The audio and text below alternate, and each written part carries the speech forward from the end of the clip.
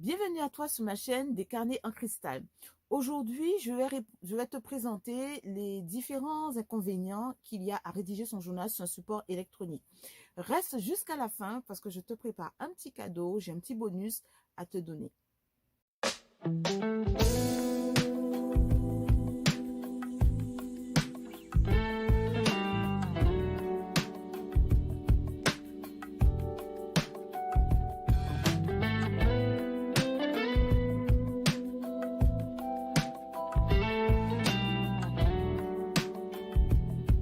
Alors sur cette chaîne, je te parle d'écriture de soi, c'est-à-dire la rédaction de son récit de vie dans un journal, le journal intime. Je te parle aussi de biographie, c'est-à-dire la rédaction de son récit de vie et ou de famille à transmettre en héritage à la jeune génération de la famille pour leur donner des repères, pour leur donner de solides racines, mais aussi leur permettre de comprendre ce qui leur arrive dans leur vie, voilà, ce qui se passe dans leur vie ou ce qui va bientôt se produire dans leur vie, et aussi leur permettre de faire des choix en rapport avec la culture ou les traditions familiales. Alors, juste faire le choix de perpétuer ou pas certains aspects, alors on va pas tout jeter non plus, mais certains aspects de leur culture ou les traditions familiales. Alors, ce sont des sujets qui t'intéressent. Commence tout de suite par t'abonner. Ça y est, c'est fait.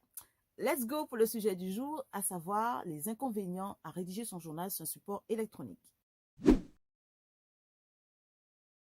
Alors, le premier inconvénient dont je vais te citer, c'est le manque d'alchimie, de connexion ou de synergie. Je ne sais plus quel mot utiliser pour expliquer ça, euh, qu'on retrouve en fait lorsqu'on écrit sur un support en papier.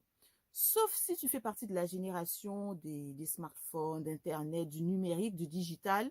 Alors, il se peut que toi, tu ne ressentes pas ça. Donc, à ce moment-là, vas-y franco sur le support électronique.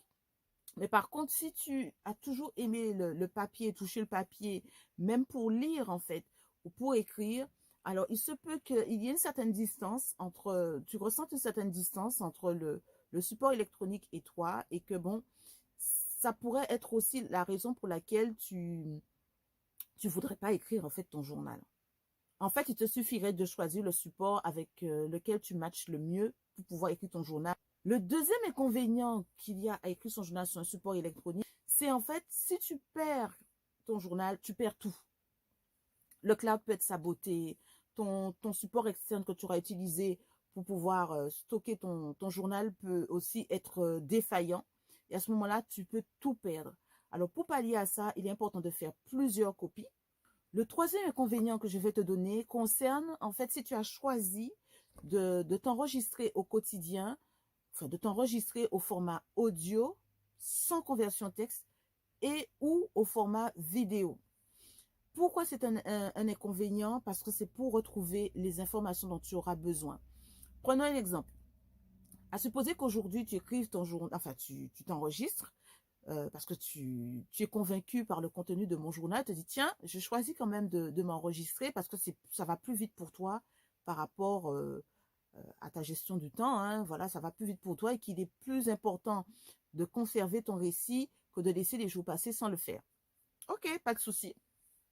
Mais que 6 mois plus tard, il se passe quelque chose qui te rappelle en fait ce que tu auras enregistré au cours de ce mois-ci. Alors, pour pouvoir trouver les informations dont tu auras besoin pour comprendre justement le récit que tu as écrit 6 mois plus tard, il va falloir que tu revoies toutes les vidéos ou que tu écoutes tous les audios que tu auras enregistrés.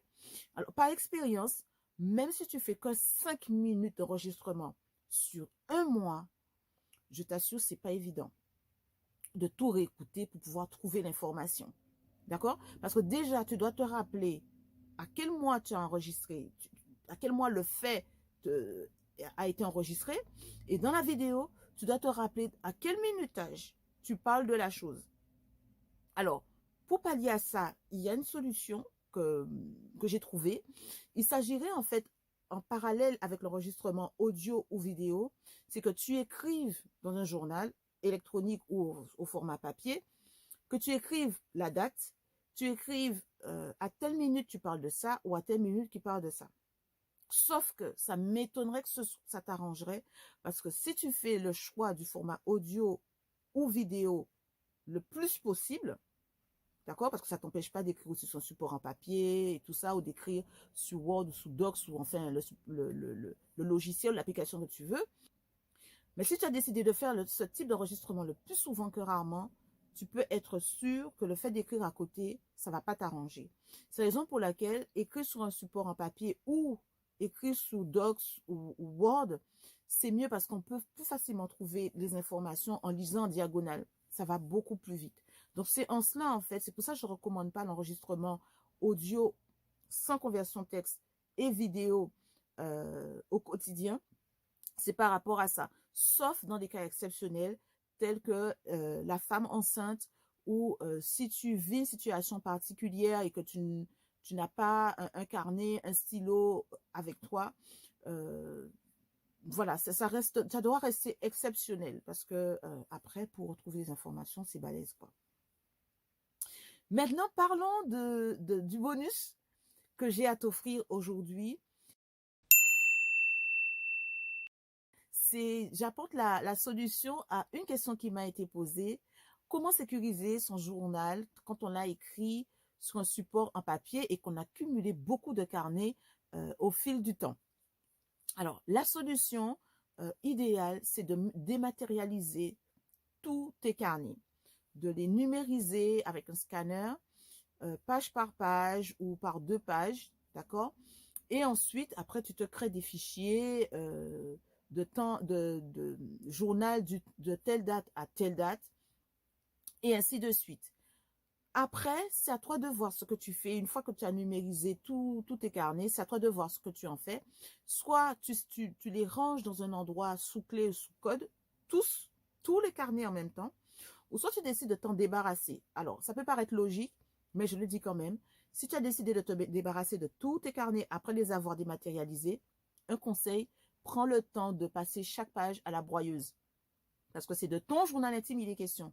Il ne s'agit pas d'un magazine que tu as acheté chez un buraliste, que tu jettes comme ça. C'est pas la peine de rassembler des sacs de poubelle et puis au fur et à mesure tu numérises, paf, tu jettes. Non, prends le temps de broyer chaque feuille. Et je te dis pas de les déchirer, mais vraiment de les broyer. C'est de ta life qu'il est question. D'accord? Donc, autre chose aussi, c'est que quand tu suis tu prends cette voie-là, tu choisis cette option-là, c'est-à-dire de numériser, tu peux le faire au fur et à mesure. Chaque fois, parce que tu gardes le plaisir d'écrire sur le support en papier, mais tu peux tout de suite après le dématérialiser. Comme ça, si tu te déplaces, que ce soit en vacances, enfin bref, peu importe les raisons pour lesquelles tu te déplaces, tu peux toujours continuer à écrire, décider d'écrire sur le format électronique, alors sous un logiciel, avec un logiciel ou une application, et comme ça, tu peux te référer à tes anciens carnets et continuer à trouver les réponses aux questions que tu te poses. Voilà, c'est tout pour aujourd'hui. Si tu as aimé cette vidéo, dis-moi ce que tu en penses dans les commentaires. J'aimerais savoir justement si depuis que tu regardes ma chaîne, est-ce que ça t'a donné envie d'écrire ton journal si tu n'avais pas déjà l'habitude de le faire? Ou est-ce que toi, ça t'a donné aussi des informations par rapport au journal intime si tu n'avais pas justement pensé à certaines choses que j'ai évoquées dans mes vidéos? J'aimerais le savoir en commentaire parce que ça va beaucoup m'encourager et ça va me permettre aussi de préparer les sujets suivants. En tout cas, n'hésite pas à liker cette vidéo, à la partager au maximum et puis je te dis à très vite pour la suite.